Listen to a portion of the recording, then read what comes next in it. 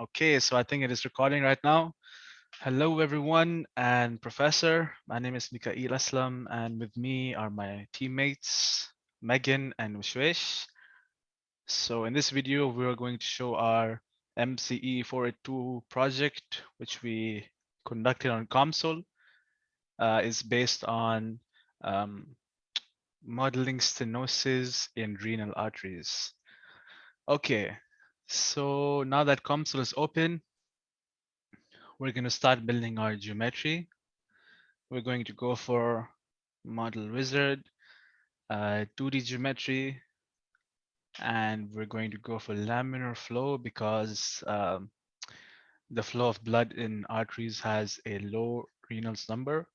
We're going to add that, and let's wait for COMSOL.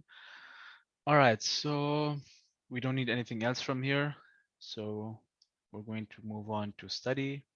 We are going to choose non-transient or stationary study and click on done. Yep, okay, so over here we will make our geometry. I'm going to choose the units as millimeters, and from here I'll go and form. So basically the artery is modeled as sort of like a Venturi tube. So I'm going to choose a rectangle. I'm going to make it right here.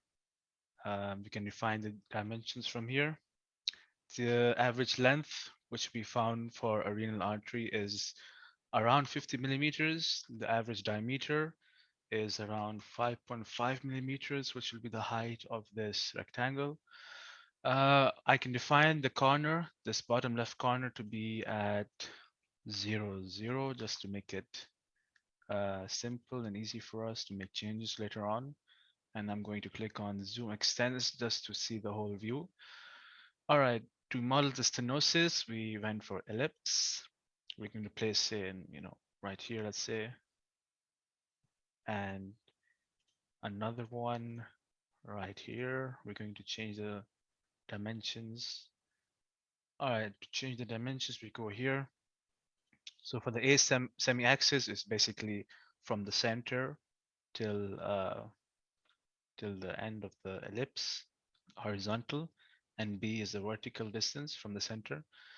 We will choose this as around 5 millimeters, and the B axis to be 1.375, and the center will be at the center of the artery, which is at 25 millimeters.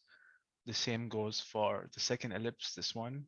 The center is at 25 millimeters, but y is equal to 0.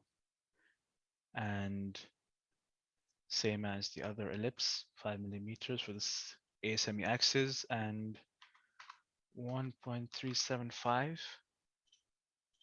for the B semi-axis, and we're going to build all objects.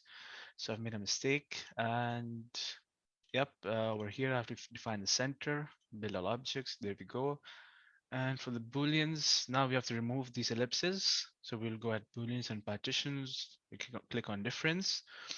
Objects to add, we need to add the renal artery. Objects to subtract, we will subtract the ellipses. We build all objects. Now you have this. So the reason why I chose the vertical axis to be 1.375 is because if you add this up, it will become 2.75, which is basically half the diameter of the artery. So over here, we're basically modeling 50% stenosis. Okay, if you look here, the edges are kind of sharp, if you see. So we're just going to apply a fillet. And yeah, if I click on these points, all these 4 points, and just choose 5 millimeters with the fillet, you'll have a nice smooth surface. All right, so next, my teammate Megan is going to explain the fluid properties and the mesh dependence tests. Okay, so as per the fluid properties, we will specify the density, the fluid properties. We will specify the density and dynamic viscosity. According to literature, we found the density to be 1057 kilograms per meter cube. It's quite similar to that of water. And the dynamic viscosity is 0.005. And the reason we chose these values are because blood could be modeled as a Newtonian fluid in regions that have high shear rates. And since we're modeling stenosis, we expect to have high shear rates near the walls of the stenosis region. So that is why the dynamic viscosity is a constant value. Now, for the initial values, they're going to be maintained at zero because this is not a transient problem. Uh, Now we will move on to the boundary conditions. We will first specify a no-slip boundary condition on the artery walls, and the walls are going to be fixed. Now we will specify an inlet velocity boundary condition. And we also obtained this value from literature. Fully developed flow average velocity, we found it to be 0.70151. Now we will model an outlet boundary condition, and we will specify this to be zero pressure at the outlet. Now we shall compute now we shall do the mesh. We used like multiple mesh refinements. And now while we're computing, we're going to show you the mesh independence test.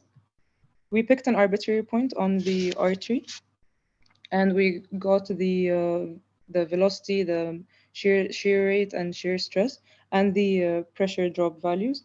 And according to the graphs, we see that they become almost constant at a mesh refinement type of 7. And if we look at our legend over here, the seventh one is the extra fine mesh refinement type. So our mesh independence test, we found it to be through our mesh dependence test, we found it to be extra fine. So we will use the extra fine mesh refinement for the other geometries that we plan on modeling. Now, if we go back to COMSOL, we have our results, and my colleague Vishwash will walk you through them. All right, so as you can see, initially we have the velocity magnitude plotted as a heat map. And over here, as the area decreases, we can see that the velocity is increasing at the center. And next, I'm just going to plot some streamlines. So for that, just right click on velocity and click on streamlines. And from there, I'll just pick them as, I'll just make 100 points of them so that we can see it easily. And to just make the color, to make the streamlines more visible, I'll go to surface and change the color type. So from rainbow, we can pick something which is a bit better. And over here, we can see that towards the center, the streamlines, they come together, which means the velocity is increasing. But uh, on the right side of the throat, we can see some formation of some wakes and circulations in the blood. So we can see that there are some wakes forming, and on the top, the wake is counterclockwise, while at the bottom, the wake is clockwise.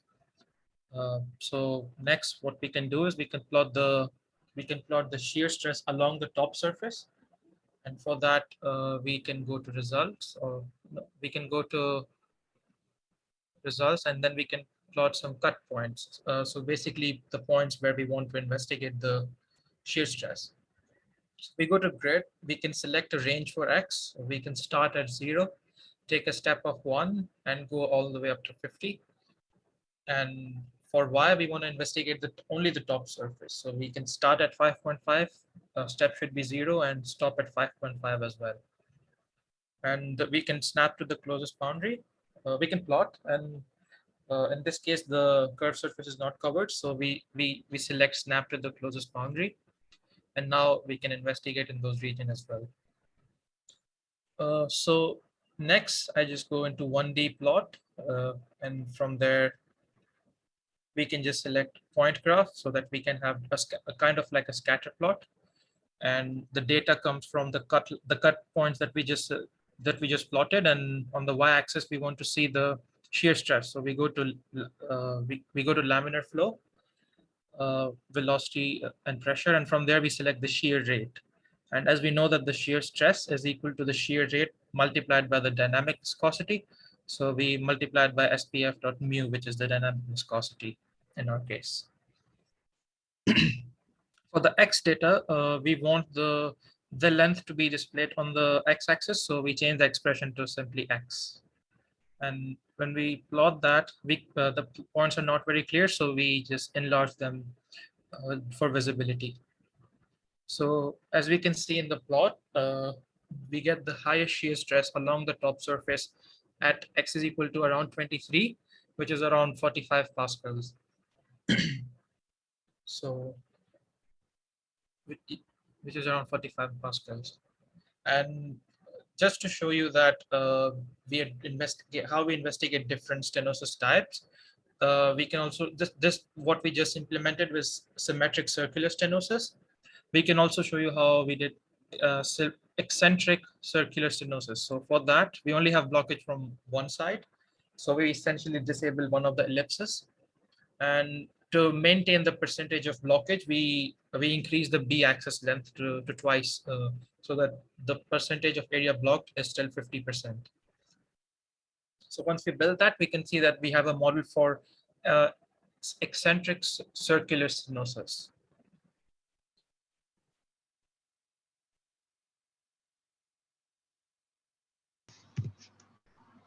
This meeting is being recorded. So as we saw in this video, we built our model for renal artery, which is undergoing stenosis. And for that, we're trying to investigate different parameters and how we are trying to look at the fluid behavior in that as well. So thank you for watching.